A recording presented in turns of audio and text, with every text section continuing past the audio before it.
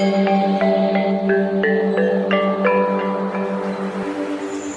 Swastiastu, perkenalkan saya Kadega Valentina, NIM 1811330, jurusan Dharma Acarya, Prodi Pendidikan Guru Sekolah Dasar semester 7. Pada kesempatan ini, saya akan membawakan Dharma Wacana yang berjudul Sarana Bunga dalam Persembahyangan. Umat sedharma yang berbahagia, pertama saya akan menyampaikan arti dan fungsi bunga dalam kegiatan keagamaan.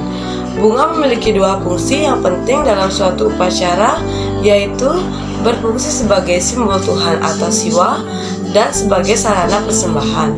Bunga sebagai simbol biasanya diletakkan pada puncak cangkupan kedua telapak tangan pada saat melakukan persembahyangan dan juga disumpahkan di telinga ketika persembahyangan atau muspe yang dilakukan telah selesai.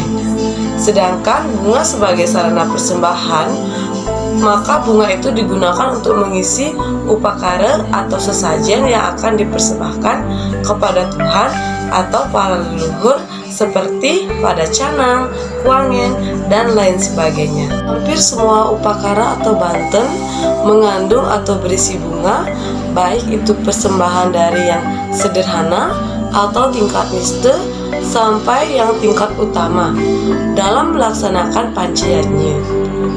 Di dalam mantra Weda Parikrama ada mantra untuk puspa aksata dan ganda. Masing-masing berbunyi sebagai berikut. Om Puspa Danta Yunama, Om Kumkumara Wijaya Nama, Om Sri Ganda Cawari Amarta Bayo Swaha. Yang dimaksud dengan Puspedanta ialah Siwa atau gelar yang diberikan kepada Siwa. Dari mantra di atas, penggunaan kembang atau bunga bukan lagi sebagai alat, tetapi sebagai lambang Siwa. Aksata atau biji-bijian berupa beras adalah lambang benih atau biji. Kumara adalah putra Siwa. Aksata adalah hasil atau ciptaan yang tidak lain adalah Tuhan itu sendiri. Ganda adalah bau harum yang berasal dari kembang atau bunga dan biji-bijian itu. Ganda adalah sifat yang tidak terpisah. Ganda diumpamakan sebagai amerta atau lambang kehidupan yang abadi. Ganda adalah amarta yang di dalam mantra di atas dihubungkan dengan Siwa sebagai iswara. Dari mantra di atas yaitu mantra Puspa, perlu diingatkan bahwa Puspa dimaksud sebagai wujud dari Sang Hyang Puspedanta yang merupakan gelar Sang Hyang Widiwasa. Dengan demikian, bunga dapat dikatakan sebagai lambang Siwa dan bunga sebagai sarana persembahan atau sarana pemujaan kepada Sang Hyang Widiwasa dalam wujud banten atau upakara. Dalam lontar riatnya Prakerti yaitu Sekare Pinaku ketulusan pika yang suci, yang artinya bunga itu sebagai lambang ketulus ikhlasan pikiran yang suci. Dalam Bhagavad Gita bab 9 sloka 26 disebutkan bahwa unsur-unsur pokok persembahyangan yang ditunjukkan kepada ide Sang Hyang Widiwasa yaitu daun, bunga, buah-buahan, dan air.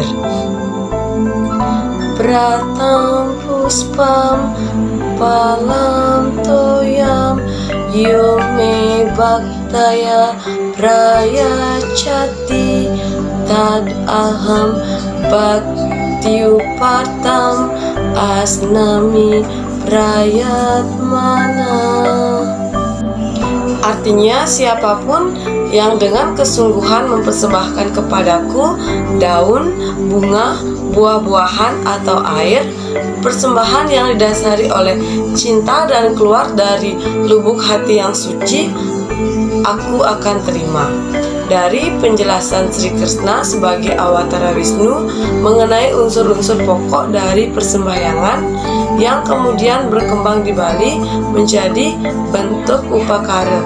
Landasan utama yang mendasar dalam melaksanakan upacara dan persembahyangan itu yaitu cinta kasih dan rasa tulus ikhlas tanpa pamrih, meskipun bentuk sangat sederhana. Membuat upacara megah dan besar itu akan baik sekali, namun harus berdasarkan ilmu pengetahuan atau tatwa agama, serta harus memiliki unsur tulus ikhlas dan cinta kasih sehingga dapat memunculkan kesucian. Jadi, sebagai landasan utama dalam mengaturkan persembahan adalah ketulusan atau kesucian hati yang disertai dengan cinta kasih.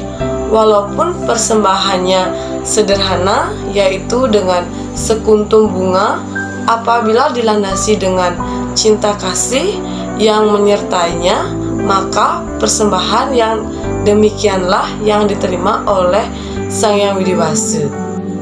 Kemudian sebaliknya, persembahan yang serba banyak dan serba mewah serta semarak jika tidak dilandasi dengan ketulusan hati akan percuma, karena tidak akan ada pahala yang baik bagi mereka yang mempersembahkan dengan rasa pamrih.